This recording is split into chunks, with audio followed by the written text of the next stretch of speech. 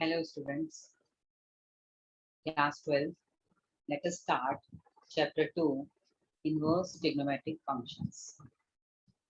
Trigonometric functions you have done in 11th class and some basic concepts let us revise first. First function is y equal to sin x, in which we will discuss domain and range. Domain means values of x and range means values of y. Especially in case of range, value of y should not be repeated. You have to be very careful about it, and already we have discussed in 11th. In case of sin x, value of x is a real number, all real numbers, and value of y is from -1 to 1.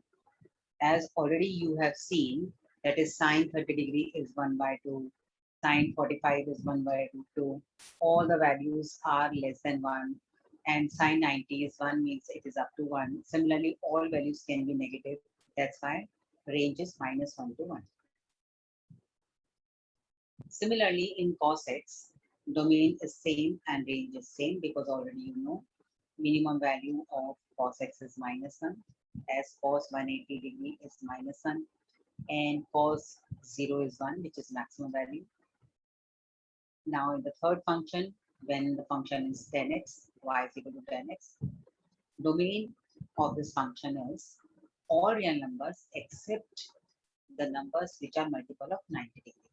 Because we know 1090 is not defined. That's why not defined values are not included in domain. Similarly, when we will substitute all these values, we will find out the value of y, which is called range, that is all real numbers. Similarly, in cot x, all real numbers except the values which are multiple of, you can see pi means 180 degree and ranges all real numbers. Now, in the next function is if y is equal to secant x, all real numbers except the angles which are multiple of 90 degree, because we know secant 90 is not defined and similarly it is continued, and the range is all real numbers except numbers lying between -1 and 1. And if the last function, if y is equal to cosec x, all real numbers except the angles multiple of 180 degree, and ranges all real numbers except the numbers which are lying from -1 to 1. So these type of domain and range in case of trigonometric functions you already done in 11th class. You should understand x is called independent variable and y is called dependent variable because value of y depends on the value of x. That's why we are calling it x as an independent variable and y is dependent variable. Now, let us discuss inverse trigonometric function first, and then we will discuss principal values.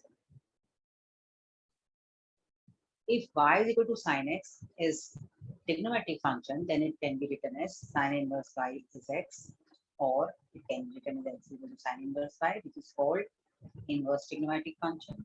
Means if function is x equal to sin y, then sin inverse x is equal to y means y is equal to sin inverse x is called inverse trigonometric function, because here it is inverse. Means a simple function, simple trigonometric function can be written as in the form of inverse like this. And what are the principal values of them? Principal values of inverse trigonometric functions you will learn same as domain and range and quadrants. The first function is y is equal to sin inverse x. Value of x, you can see here it is -1 to 1. You can see in the above part x values of x and y are interchanged, means the value of range is now the domain value of domain. So similarly, you can see here value of x is -1 to 1 and the range is -π/2 to π/2 because values of y should not be repeated. And -π/2 to π/2, you know that this is first and fourth quadrant, that you can see here.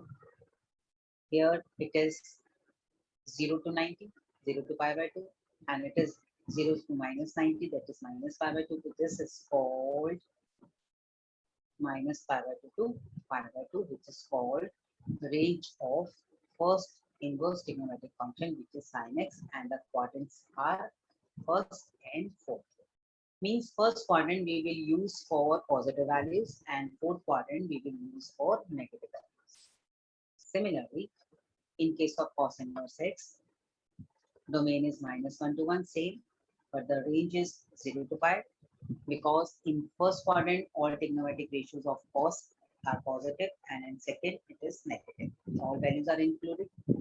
Similarly, in case of tan inverse x, domain is all real numbers, but the range is -pi/2 to pi/2 open interval, because -pi/2 and pi/2 are not included. At this value, function is not defined. And quadrants are first and fourth.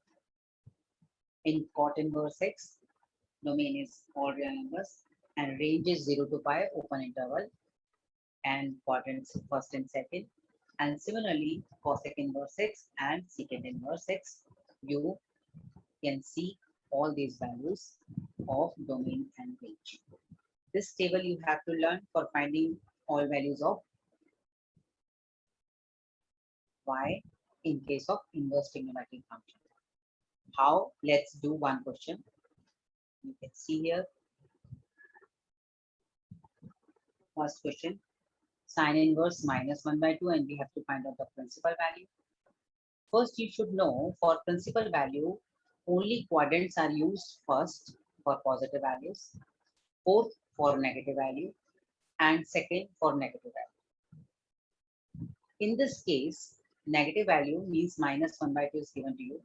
It means in case of sine function, we will use only fourth quadrant, because in fourth quadrant sine is negative.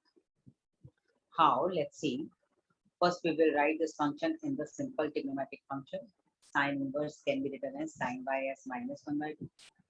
In place of 1/2, we can write sin pi/6, because sin pi/6 is 1/2.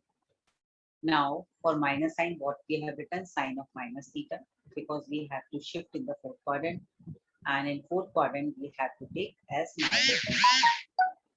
Now, sine removed, y is -5/6, and you can see here -5/6 belongs to this interval, -pi/2 to pi/2, because -pi/2 is 90 degree and it is 90, and -30 degree line between them. Means -pi/6 is called principal value. Similarly, you can see the second question. We have to find out the principal value of cos inverse -√3/2. Let's take it as y. Inverse function can be written as in cos y is -√3/2. Cos pi/6 is √3/2. And how we have to remove this minus sign? We have to shift in the second quadrant, because we know cos 180 minus theta is minus cos theta. And by simplifying, we are getting 5pi/6, cos removed, y is equal to 5pi/6. Pi/6 means 30 degree, and when 30 is multiplied with 5 is 150 degree, and you know 150 degrees line from 0 to 180 degree. That's why what we can say 5pi/6 is principal value.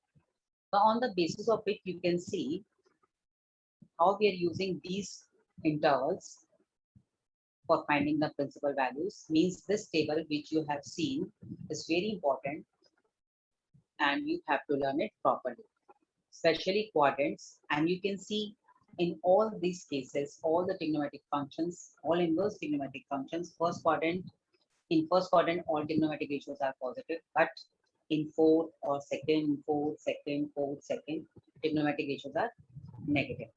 And for negative, you can see here, you can learn here, for second quadrant, we have to change angle 180 minus theta.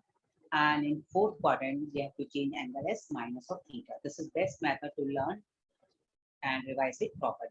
Thank you so much. We will meet again. Okay, bye.